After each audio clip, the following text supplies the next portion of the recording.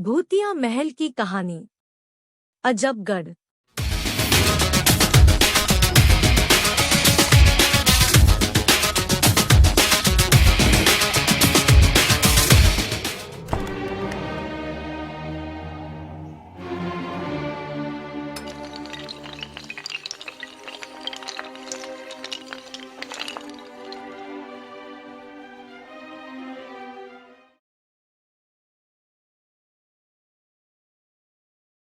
हजार साल पहले अजबगढ़ एक समय पर ये बहुत खुशहाल गांव हुआ करता था, जिसे देखने के लिए लोग दूर दूर से आते।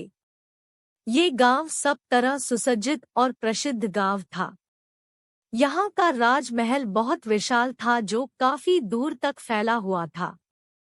ये महल 4 दीवारी से घिरा है, जिसके अंदर प्रवेश करते ही दाईं ओर कुछ हवेलियां दिखाई देती है। सामने जिसमें सड़क के दोनों तरफ कतार में बनाई गई 2 मंजिली इमारतें हैं। इसकी बाईं ओर शिव जी का एक विशालकाय मंदिर भी उपस्थित है।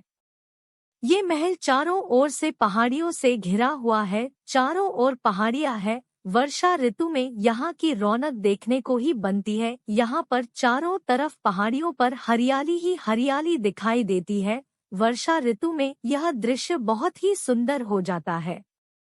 यहाँ के गांव वाले भी बहुत खुश थे, लेकिन अचानक एक दिन ऐसा कुछ हुआ जिसकी वजह से हंसता खेलता गांव बर्बाद हो गया था।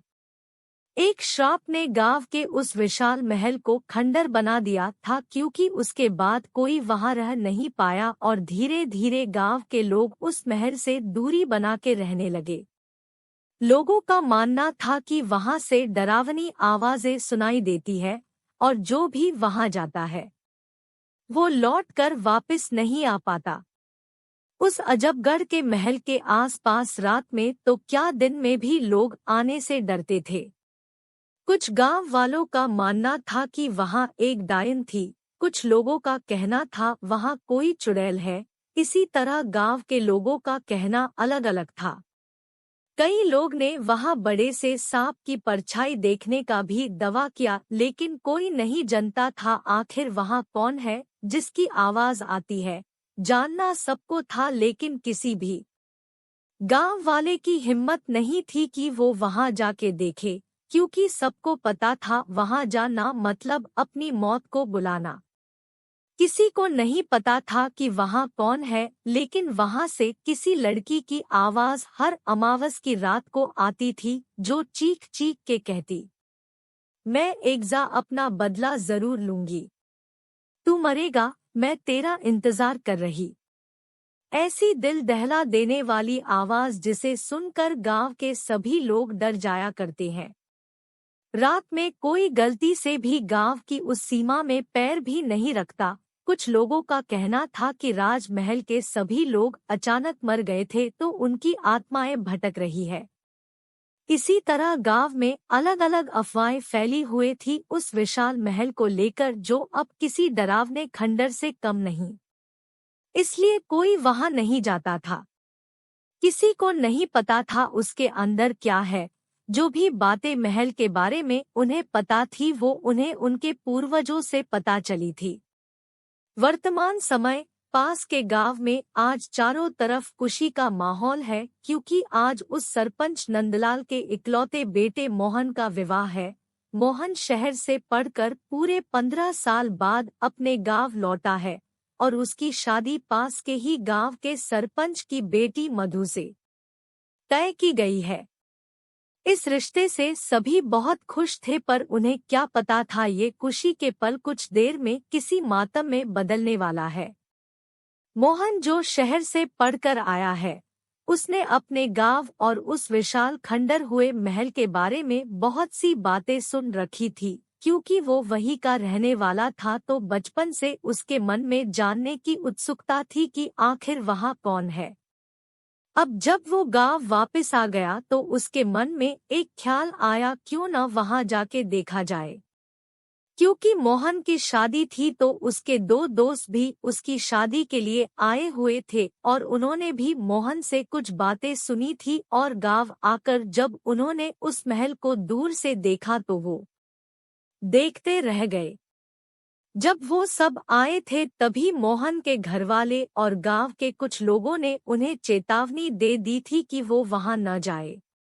पर क्योंकि मोहन और उसके वो दो दोस्त शहर से आए थे तो उन्हें विश्वास नहीं था। वैसे भी आजकल कहा कोई पुरानी बातों पे विश्वास करता है, आजकल तो साइंस का जमाना है। मोहन और उसके दोस्तों ने सोचा क्यों ना वहां जाकर देखा जाए कौन है वहां, अभी तो सब काम में बिजी है और कोई ध्यान भी नहीं देगा। क्योंकि मोहन भी उत्सुक था तो उसने भी मना नहीं किया। और शाम को जब सब शादी की तैयारी में बिजी थे तब वो तीनों चुपके से उस महल की तरफ निकल गए। मोहन के दोस्तों ने महल को दूर से ही देखते हुए कहा, वाओ यार, ये कितना बड़ा है, ये उस जमाने में कितना सुंदर होगा। उस महल के चारों तरफ बाउंड्री की गई थी और उसके बाहर उसके गेट पे एक ताला लगा हुआ था जिसपे लाल कपड़े से बंधा गया था और दरवाजे के चारों तरफ चैन से बंधा गया था ताकि कोई अंदर न जा सके। उसपे काफी सारी जंजीरें थी तो उसके दोस्तों ने अपना सर पकड़ते हुए बोला, यार ये तो ऐसी बंधा है जैसे पता नहीं कितना खजाना छुपा के रखा है। इस पे मोहन ने कहा, गांव वालों का कहना है ये मंत्रों से बांधा गया है ताकि जो शक्ति अंदर है वो बाहर ना आ सके। इसके बारे में ज्यादा नहीं पता पर कुछ सालों पहले किसी ने यहाँ जाने की हिम्मत की और वो कभी दोबारा दिखाई नहीं दिया। तब बहुत से लोगों को बुलाया गया अलग अलग जगह से इस महल को बंद करने के लिए। फिर मोहन और उसके दोस्तों ने उसे खोलने की कोशिश की। पहले उन्होंने उस लाल कपड़े को खोला और उसे दूर फेंक दिया। फिर उनमें से एक ने पत्थर उठाया और उस ताले पे मारने लगा। आखिर क्या होगा इसका अंजाम? क्या मोहन और उसके दोस्त महल को खोलने में सफल हो पाएंगे? क्या वो तीनों जिंदा वापस जा पाएंगे? आखिर महल में क्या है, जानेंगे ऐसी ही कुछ सवालों के जवाब अगले भाग में। कमेंट करें, लाइक और सब्सक्राइब करें। अगला प्रकरण, अजबगढ़ के भूतिया महल की कहानी।